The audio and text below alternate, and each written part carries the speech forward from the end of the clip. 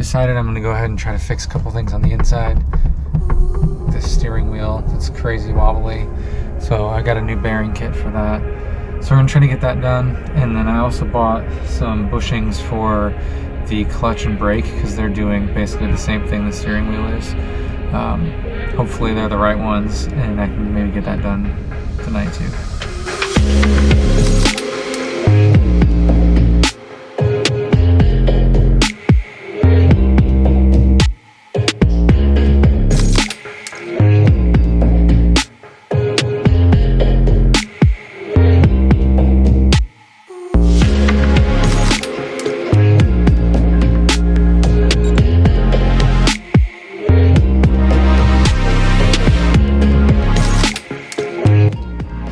Alright, so down here, just wanted to show you guys, you can see the bearing is completely fallen out and is just dangling down here at the bottom.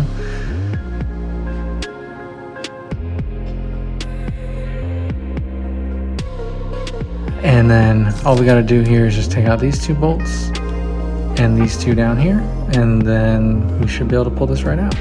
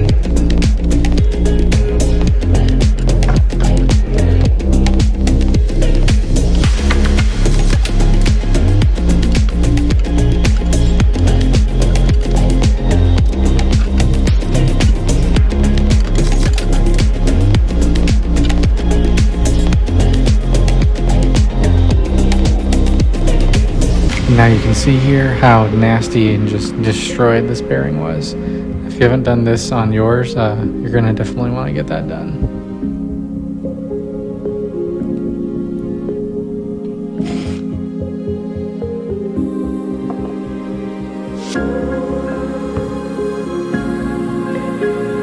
And now we need to push this bearing into place here. I don't have a press, so I'm just gonna use this piece of wood and a little clamp and just slowly try to get this pushed back into place.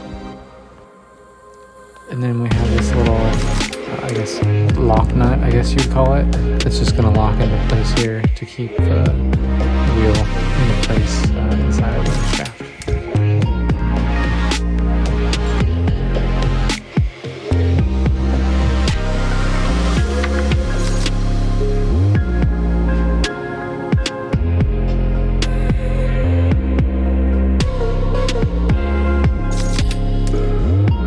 So instead of showing you how I reinstalled the old steering wheel, I thought let's just go ahead and install the new one.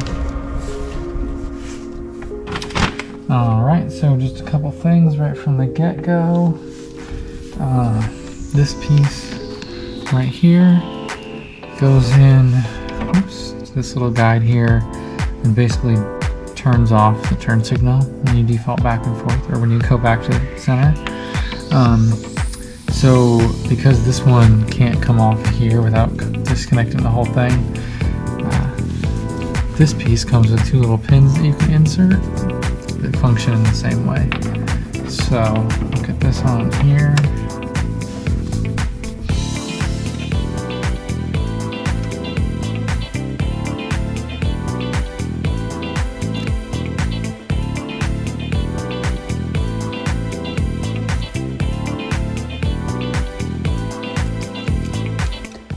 Okay, so this part had me confused for a minute, just because this piece is so loose.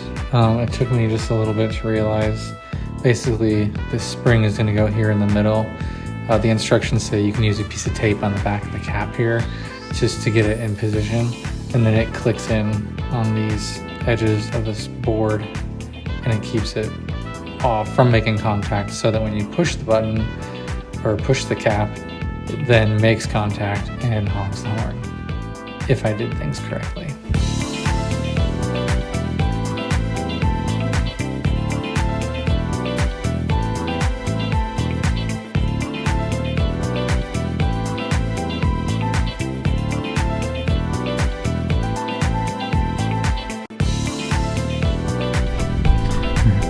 figuring out what's going on with this. Steering wheel's on. As you can tell from the previous video how much movement there was. We got none of that. Apologies, I have a lot of issues with the microphone on these clips. Basically behind the steering wheel here, I do not have very much clearance. Might be a problem. I'm sure there's probably some kind of workaround. I'm glad the steering wheel is just a little bit smaller than the stock one, so it's giving me a little bit more space up here with the seat for my legs.